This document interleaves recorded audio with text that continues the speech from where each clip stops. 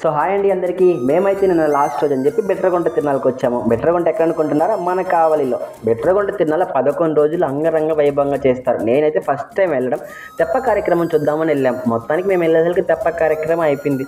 So ఇంకెందుకని చెప్పి నీరసపడకుండా break dance, crocodile 2 ఎక్కాము. Crocodile ఎక్కేటప్పుడు మాత్రం హడల్ అయ్యింది.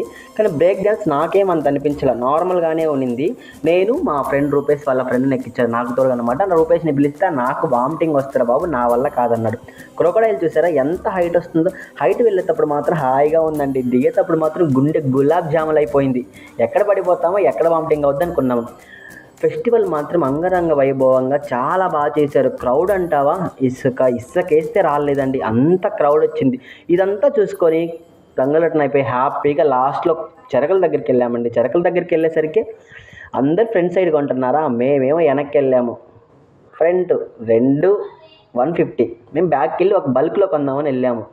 మేము సెలెక్ట్ చేసుకున్నాక 1 అవర్ పట్టింది అక్కడే. సో ఫైనల్గా నేను మా ఫ్రెండ్ శామ్ కలిసి ఒక కట్ట తీసుకున్నాం హాఫ్ అండ్ హాఫ్ కోసం. కానీ హాఫ్ అండ్ హాఫ్ అయితే అస్సలు వేయలేదండి. వాడు 30%, నాకు 70% వేసాడు. నేనైతే అన్సాటిస్ఫాక్షన్, వాడైతే నాకు హ్యాపీగా ఇచ్చేసి వెళ్ళాడు. దాంట్లో మన వాళ్ళు గమ్ముకుంటారా, ఆ చెరుకుల్లో మళ్ళీ తీసి కొరుక్కొని తినడము. సో చాలా మొత్తానికి హ్యాపీగా జరిగిందండి. Thank you.